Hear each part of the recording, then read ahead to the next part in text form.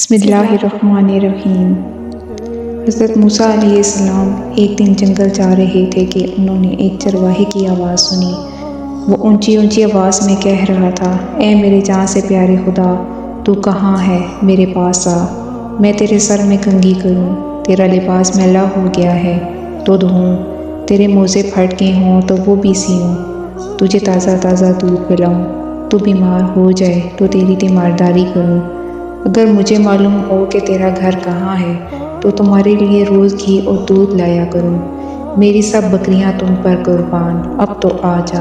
حضرت موسیٰ علیہ السلام اس کے قریب گئے اور کہنے لگے، ارے احمق، تو یہ باتیں کس سے کر رہا ہے؟ چرواہے نے جواب دیا، اسی سے کر رہا ہوں جس نے تجھے اور مجھے پیدا کیا اور یہ زمین و آسماں بنائے۔ یہ سن کر حضرت موسیٰ علیہ السلام نے غضبناک ہو کر کہا، ارے بدبخت، تو اس بیہودہ بکواس سے کہیں کا نہ رہا، بجائے مومن کے تو کافر ہو گیا۔ خبردار، ایسی بے معنی اور فضول بکواس بند کر، تیرے اس کفر کی بدبو ساری دنیا میں پھیل گئی۔ ارے اے بے وقوف، یہ دودھ لسی ہم مخلوق کے لیے ہے، کپڑوں کے محتاج ہم ہیں۔ حق تعالیٰ ان حاجتوں سے بے نیاز ہے، نہ وہ بیمار پڑتا ہے، نہ اسے تیمارداری کی ضرورت ہے، نہ اس کا کوئی رشتہ دار ہے۔ توبہ کر اور اس سے ڈر۔ حضرت موسیٰ علیہ السلام کے غیظ و غضب میں بھرے ہوئے یہ الفاظ سن کر چرواہے کے اوزان فتح ہو گئے اور وہ خوف سے تھر تھر کانپنے لگا، چہرہ زرد پڑ گیا اور بولا، اے خدا کے جلیل القدر نبی، تو نے ایسی بات کہی کہ میرا منہ ہمیشہ کے لیے بند ہو گیا اور مارے ندامت کہ میری جان ہلاکت میں پڑ گئی۔ یہ کہتے ہی چرواہے نے سرد آہ کھینچی، اپنا گریباں تار تار کیا اور دیوانوں کی طرح بھاگنے لگا۔ حضرت موسیٰ علیہ السلام حق تعالیٰ سے ہم کلام ہونے کے لیے کوہ طور پر گئے تو خدا نے فرمایا، اے موسیٰ، تو نے ہمارے بندے کو ہم سے جدا کیوں کیا؟ تو دنیا میں جدائی کے لیے آیا ہے یا ملاپ کے لیے؟ خبردار، اس کام میں احتیاط رکھ۔ ہم نے اپنی مخلوق میں ہر شخص کی فطرت الگ بنائی ہے اور فرد کو دوسرے سے جدا عقل بخشی ہے۔ جو بات ایک کے حق میں اچھی ہے وہ دوسرے کے لیے بری ہے، ایک کے حق میں تریاک کا اثر رکھتی ہے وہی دوسرے کے لیے زہر ہے، ایک کے حق میں نور اور دوسرے کے حق میں نار۔ ہماری ذات پاکی اور ناپاکی سے مبرا ہے۔ اے موسیٰ، یہ مخلوق ہم نے اس لیے پیدا نہیں فرمائی کہ اس سے ہماری ذات کا کوئی فائدہ پہنچے، اسے پیدا کرنے کا مقصد یہ ہے کہ اس پر ہم اپنے کمالات کی بارش کریں۔ جو شخص جس زبان میں بھی ہماری حمد و ثنا کرتا ہے، اس سے ہماری ذات میں کوئی کمی بیشی واقع نہیں ہوتی۔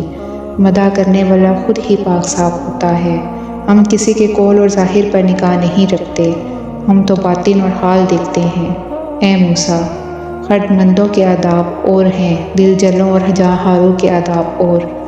حضرت موسیٰ نے جب خدا کا یہ عتاب آمیز خطاب سنا تو سخت پشیماں ہو گئے اور بارگاہ الہی میں نہایت ندامت اور شرمساری سے معافی مانگی۔ پھر اسی اضطراب اور بے چینی میں اس چرواہے کو ڈھونڈنے جنگل میں گئے، صحرا اور بیاباں کی خاک چھان ماری، پر چرواہے کا کہیں پتہ نہ چلا۔ اس قدر چلے کہ پیروں میں چھالے پڑ گئے، لیکن تلاش جاری رہی۔ آخر اسے ایک دن پا لینے میں کامیاب ہو گئے۔ چرواہے نے انہیں دیکھ کر کہا، اے موسیٰ، اب مجھ سے کیا خطا ہوئی ہے کہ یہاں بھی آ پہنچے؟ حضرت موسیٰ نے جواب دیا، اے چرواہے، میں تجھے مبارک دینے آیا ہوں، تجھے حق تعالیٰ نے اپنا بندہ فرمایا اور اجازت عطا کی، جو تیرے جی میں آئے بلا تکلف کہا کر، تجھے کسی ادب و آداب قاعدے ضابطے کی ضرورت نہیں، تیرا کفر اصل دین ہے اور تجھے سب کچھ معاف ہے، بلکہ تیرے صدقے میں تمام دنیا کی حفاظت ہوتی ہے۔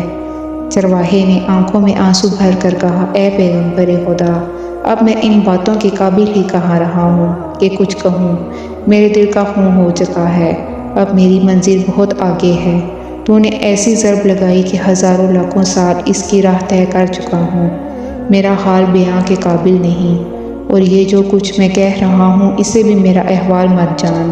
مولانا رومی اس حکایت سے ماحصل یہ نکالتے ہیں کہ اے شخص، جو تو حق تعالیٰ کی حمد و ثنا بیان کرتا ہے، کیا سمجھتا ہے تو ابتدا سے انتہا تک ناقص اور تیرا پروردگار رحمان و کریم کا کرم ہے جو تیرے ناقص اور گندے تحفے کو بھی قبول فرماتا ہے۔